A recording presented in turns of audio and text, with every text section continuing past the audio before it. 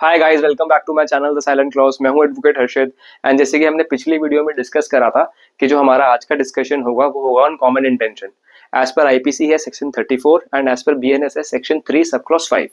तो common intention की proper मतलब लैंग्वेज में जाने से पहले जो बेयर एक्ट में लिखी हुई है उससे पहले ना मैं आपको एक सिनेरियो बताना चाहूंगा, एक रियल लाइफ एग्जांपल देना चाहूंगा ताकि जब हम आगे पढ़ें तो आप अच्छे तरीके से रिलेट कर पाए। 2018 में ऑस्ट्रेलियन क्रिकेट टीम के 3 प्लेयर्स थे, Cameron Bancroft, Steven Smith and David Warner. इन पे एलिगेशन लगे थे बॉल टेम्परिंग के।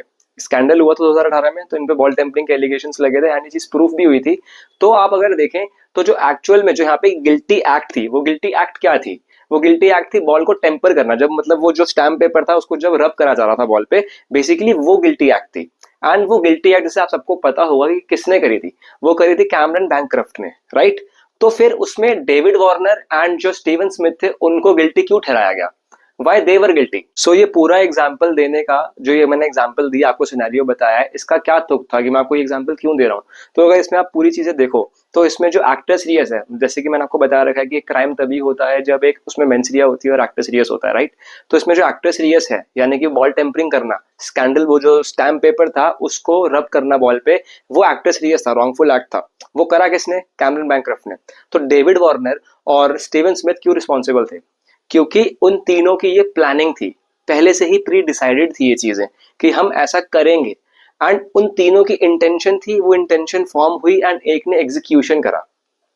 सिमिलरली अगर आप देखें इन सेक्शन 34 कॉमन इंटेंशन, अगर आप लैंग्वेज समझें उसकी, तो उसकी लैंग्वेज में क्या चीज लिखी हुई है कि जब एक से ज्यादा इंसान जब मिलके कोई रॉन्गफुल एक्ट करते हैं इन फर्दरेंस ऑफ कॉमन इंटेंशन, मतलब एक ही चीज को अचीव करने के लिए उनका जो डिजायरेबल आउटकम होता है वो कहीं ना कहीं सेम होता है। एंड उसको अचीव करने के लिए जब एक से ज्यादा लोग कोई रॉन्गफुल एक्ट करते हैं तो सारे के सारे लोग वैसे ही लाइबल होंगे जैसे कि ये एक्ट उन्होंने इंडिविजुअली करा है। एंड सेम इस स्कैंडल में हुआ था कि सिर्फ जो बॉल रगड़ी थी वो रगड़ी थी कैमरन बैंक्रफ्ट ने, and Steven Smith and David Warner भी इक्वली लाइबल थे, उनको भी सस्पेंड करा गया था। तो इसका मतलब क्या हुआ कि जो कॉमन इंटेंशन हुई ना, कॉमन इंटेंशन का मतलब ये हुआ कि ये अपने आप में कोई ऑफेंस नहीं है, बस ये सिचुएशंस को कवर करता है जहां पे एक से ज्यादा लोग मिलके कोई क्राइम कर रहे हैं एंड उनकी इंटेंशन समहाउ सेम निकलती है एंड वहां पे उनकी प्रेजेंस भी होती है। एंड प्रेजेंस का मतलब सिर्फ ये नहीं हुआ कि आप वहां पे फिजिकली प्रेजेंट हो, depending upon the facts and circumstances कि क्राइम किस तरीके का हुआ है एंड उसमें क्या कॉमन इंटेंशन रखने के लिए फिजिकल प्रेजेंट होना जरूरी था, या फिर आपने मतलब साइबर क्राइम के थ्रू किसी को ठगा है, डिसीव करा है, तो आप किस तरीके से प्रेजेंट थे? कोई एक बंदा कॉल पे था, कोई एक बंदा उस टाइम सर्फिंग करके कुछ काम कर रहा था, राइट? तो ये सब चीजें प्रूफ होती हैं फैक्ट्स एंड सर्कमस्टांसेस के हिसाब से। तो अब आपको समझ में आया बेसिकली एक आपका बेस बना कॉमन इंटेंशन बेसिकली क्या होता है। तो अब हम चलते हैं सीधा जजमेंट्स की तरफ। अब जो पहले जजमेंट है इसका हम डिस्कशन करने वाले हैं उसका नाम है the Barinder Ghosh versus the king emperor.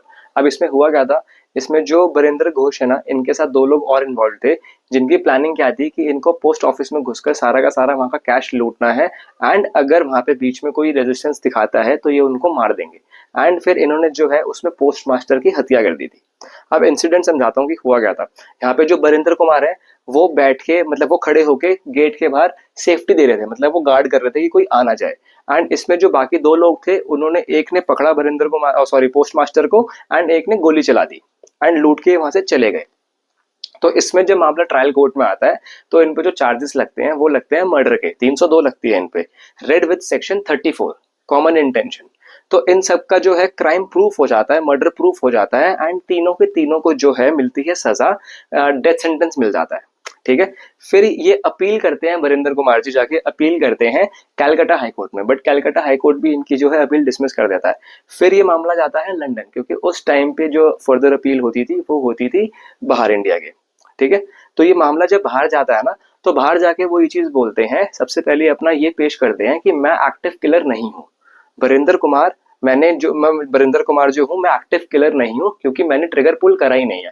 मैं बस उनके साथ में था बट मैंने एक्टिवली कोई भी गलत काम किया ही नहीं है, मैं तो बस बाहर खड़ा हुआ था। एंड इसमें जो प्रोसिक्यूशन है वो आगे ये चीज बोलते हैं कि भाई साथ खड़ा होना एक रॉन्गफुल एक्ट में भी कॉमन इंटेंशन में आता है एंड कॉमन इंटेंशन के तहत आप लाइबल हो सकते हो फॉर द क्राइम, वो ये चीज बोलते हैं। तो अब सुप्रीम कोर्ट के आगे क्या इशू आया? सुप्रीम कोर्ट के आगे इशू सबसे पहले ये आता है कि एक्चुअल में देखा जाए क्या सेक्शन 34 की जो एप्लीकेशन है, जो उसका मतलब उसका जो स्कोप है, क्या वो इतना वाइड है कि मतलब सेक्शन 34 के तहत जिस बंदे ने कुछ रॉन्गफुल एक्ट नहीं करा है जिससे कि बेसिकली मौत हुई है, मतलब मौत किससे हुई, मौत हुई गोली चलाने से, तो अगर किसी बंदे ने गोली नहीं चलाई है, क्या तब भी उसको उस क्राइम के लिए लायबल माना जाएगा? ये मेन इशू आता सुप्रीम कोर्ट के आगे। तो इसके लिए सबसे पहले कोर्ट ने जो है सेक्शन की लैंग्वेज देखी कि लैंग्वेज क्या कहती है। उन्होंने लैंग्वेज को एक्सप्लेन करा और बताया क्या क्या चीजें होना जरूरी है। सबसे पहले एक क्रिमिनल एक्ट होना चाहिए, यहाँ पे हुआ था, बिल्कुल हुआ था। दूसरा, एक से ज्यादा लोग होने चाहिए, क्या एक से ज्यादा लोग थे, बिल्कुल थे। सेम इंटेंशन होनी चाहिए, इंटेंशन सेम थी, सेम बिल्कुल थी, क्योंकि वो लूटना चाहते थे एंड डिसाइडेड था कि अगर कोई रेजिस्टेंस दिखाएगा तो हम मार देंगे। ये चीज भी डिसाइडेड थी, मतलब कॉमन इंटेंशन थी। एंड उसके बाद क्या, मतलब उसके बाद अगर क्राइम होता है तो सारे के सारे इक्वली लायबल होंगे, जैसे कि ये एक्ट उन्होंने इंडिविजुअली कराओ।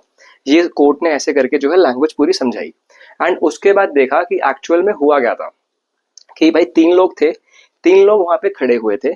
तीन में से एक ने गोली चलाई, एक ने उसको पकड़ा हुआ एंड एक ने जो है वो गार्ड कर रहा था, राइट। तो मतलब कि उनके जो रोल्स थे वो पहले से ही प्री डिसाइडेड थे, उनकी प्री प्लानिंग हो चुकी थी कि अगर ऐसा होता है कि हमको किसी को मारना हुआ तो एक बंदा जो है वो गार्ड करेगा, एक बंदा पकड़ लेगा एंड एक बंदा मारेगा। ये उनकी प्री प्लानिंग थी। तो अब ये चीज ध्यान से सुनना, मतलब ये जजमेंट का नहीं है, ये मेरी खुद की एक्सप्लेनेशन है जो मैं आपको समझाने के लिए देना चाह रहा हूँ कि एक्चुअल में जब आपकी ऑलरेडी एक प्री प्लानिंग हो चुकी है, ठीक है, तो यहाँ पे ध्यान से समझो कि एक से ज्यादा लोग हैं। अगर एक से ज्यादा लोग हैं एंड इनकी प्री प्लानिंग है, तो प्री प्लानिंग में होता क्या है, यही बताया जाता है ना कि आपका रोल क्या है, आपका रोल क्या है एंड आपका रोल क्या है, कि आप ऐसे परफॉर्म करोगे, ये हमारा अल्टीमेट गोल है, इसको अचीव करने के लिए आपका रोल ये है, आपका रोल ये है एंड आपका रोल ये है। यही सब चीजें डिसाइड होती हैं। अगर आप भी मतलब प्लानिंग करते हो साथ में दो चार दोस्त मिलकर, तो ऐसे ही कोई प्लानिंग करोगे। एंड इस केस में प्री प्लानिंग प्रूफ करने के लिए फिर से फैक्ट्स एंड सर्कमस्टांसेस को देखा गया। तो वहां पे ये चीज देखी गई कि जो बरिंदर कुमार थे वो भी वहां पे आर्म्ड आए थे, मतलब उनके पास भी गन थी, ठीक है, एंड गन होने के बाद वो वहां पे प्रेजेंट थे एंड गार्ड कर रहे थे। तो वो गन क्यों लेके आए? अगर वो सिर्फ साथ में थे, उन्होंने जो अपना डिफेंस दिया था, उन्होंने जो अपनी आर्ग्यूमेंट में बोला था कि मैं तो सिर्फ उनके साथ था, तो अगर आप इनके साथ थे तो आप गन लेके क्यों आए? आपकी भी तो कोई इंटेंशन होगी, मतलब इसका मतलब कि आप भी उस प्री प्लानिंग में इन्वॉल्व थे, तभी आप वहां पे गन लेके आए, राइट। तो इसके बाद कोर्ट ने बोला कि जब आप प्री प्लानिंग में इन्वॉल्व होते हो एंड प्री प्लानिंग के बाद आप उस एग्जीक्यूशन में भी आते हो, तो उस एग्जीक्यूशन में आपका एकदम एक्टिव रोल होगा, ये होना जरूरी नहीं है। अगर आप किसी भी तरीके से जो है उसमें आप इन्वॉल्व हैं या किसी तरीके से आप सपोर्ट कर रहे हैं, तो आप भी उतने ही लाइबल हो, जो एक्चुअल क्राइम करने वाला जितना लाइबल है, आप भी उतने ही लाइबल हो। तो अगर आपने गोली नहीं भी चलाई है एंड आप उस टाइम पे सपोर्ट कर रहे थे बाय गार्डिंग, कि आप गार्ड करके सपोर्ट दे रहे हो, तो आप भी उतने ही लाइबल हो कि जैसे आपने गोली चलाई हो। तो यहाँ पे जो भी डिसीजन था ट्रायल कोर्ट का, कैलकाटा हाई कोर्ट का जो भी डिसीजन था, उसको अपहेल्ड रखा गया एंड उनको मर्डर के लिए लाइबल माना गया। तो यहाँ पे आप समझ रहे हो कि इस जजमेंट में हमने ये चीज देखी कि मतलब प्री प्लानिंग प्रूफ होना बहुत ज्यादा जरूरी है, कि एक वो प्रूफ हो जाए कि एक प्री प्लान चीज थी। उसके बाद देखा जाएगा कि एग्जीक्यूशन में क्या हुआ, कैसे एग्जीक्यूट हुआ एंड क्या फैक्ट्स एंड सर्कमस्टांसेस हैं। सो अब इस जजमेंट का कोर एसेंस क्या है, मतलब सेक्शन 34 का स्कोप कितना वाइड है, क्या है उसमें बेसिकली क्या क्या चीज होना बहुत जरूरी है, क्या क्या मेन एलिमेंट्स है। सबसे पहले कि एक प्री प्लानिंग होना जरूरी है एंड प्री प्लानिंग के बाद आप उतने ही फिजिकली इन्वॉल्व हैं उस रॉन्गफुल एक्ट में, ये जरूरी नहीं है। जैसे कि यहाँ पे मर्डर की बात करी गई, तो मर्डर हुआ कैसे था? मर्डर हुआ था गन चला के, गन से हुआ था। तो जिस बंदे ने गन नहीं चलाई उसको भी लायबल ठहरा दिया गया फॉर दी मर्डर। क्यों? क्योंकि वो प्री प्लान में इन्वॉल्व था एंड सम हाउ वो जो है एक्टिव एनकरेजमेंट दे रहा था, किसी तरीके से फैसिलिटेट कर रहा था, आके सपोर्ट कर रहा था। तो अभी जब उसके सपोर्ट से ही एक रॉन्गफुल एक्ट अचीव हो पाया, तो इसलिए वो बंदा भी उतना ही लायबल है जितना ट्रिगर पुल करने वाला। समझ रहे हो? अब आपको ये चीज समझ में आई होगी। तो अब इसका स्कोप देखने के लिए हम एक और जजमेंट का रेफरेंस लेते हैं। सो जो हमारी नेक्स्ट जजमेंट है उसका नाम है Bala Subramaniam and another versus the state of Tamil Nadu. अब इसमें ना बेसिकली होता क्या है कि इसमें ना दो गैंग्स होती हैं, gang A and gang B, ठीक है। इनमें पहले से डिस्प्यूट होता है एंड ये मिलते हैं फॉर सम टॉकिंग, कि भाई सेटलमेंट कर लेते हैं कि आपसी मिलकर कोई फायदा नहीं है, इसके लिए ये मिलते हैं, ठीक है। गैंग ए में भी 4-5 लोग होते हैं एंड गैंग बी में भी 4-5 लोग होते हैं। बट जब फर्स्ट मीटिंग के लिए जाते हैं ये, तो गैंग ए से 2 लोग आते हैं, गैंग बी से 2 लोग आते हैं। तो इसमें क्या होता है, गैंग ए समहाउ एग्रेसिव हो जाती है ड्यूरिंग द टॉक्स एंड इनको मारने की कोशिश करती है, बट समहाउ नहीं मार पाती। ठीक है। उसके बाद सेकेंड राउंड के लिए जब ये मिलते हैं, मतलब इवनिंग में फिर से बात के लिए मिलते हैं, सेकेंड राउंड ऑफ टॉकिंग के लिए जब ये लोग मिलते हैं, तो उसमें भी क्या होता है कि गैंग ए जो है वो एग्रेसिव हो जाती है एंड फिर से मारने के लिए चाहती है, बट फिर से नहीं मार पाती। झगड़ा होता है बस, लेकिन कुछ ऐसा हार्म नहीं होता उस टाइम पे। तो उसके बाद ना कहीं पे भी ये लोग मिल जाते हैं, मतलब ऐसे रैंडम कहीं मिलते हैं, एंड रैंडम मिलते हुए जो गैंग बी, मतलब जिसपे बार बार हमले हो रहे थे, गैंग बी का जो लीडर होता है गिरी, ठीक है, इसको देख के गुस्सा आता है एंड ये चिल्ला के बोलता है कि वो देखो गैंग ए का आदमी, ये उस गैंग का आदमी है, इसको मार डालो।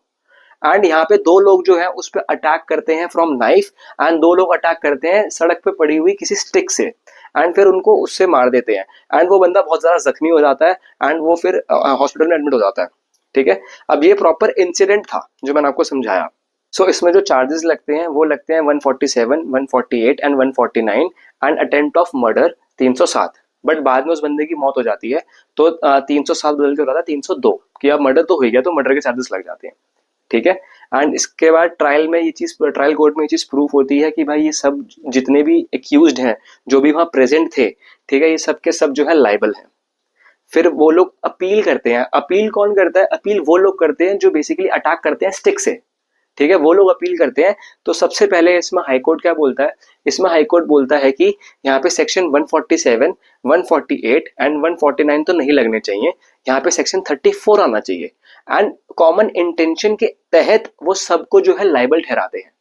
कंफ्यूज मत होना सेक्शन 147, 148 एंड 149 के ऊपर, क्योंकि यही हमारे नेक्स्ट टॉपिक है, हमारा जो नेक्स्ट वीडियो है इसी के ऊपर है।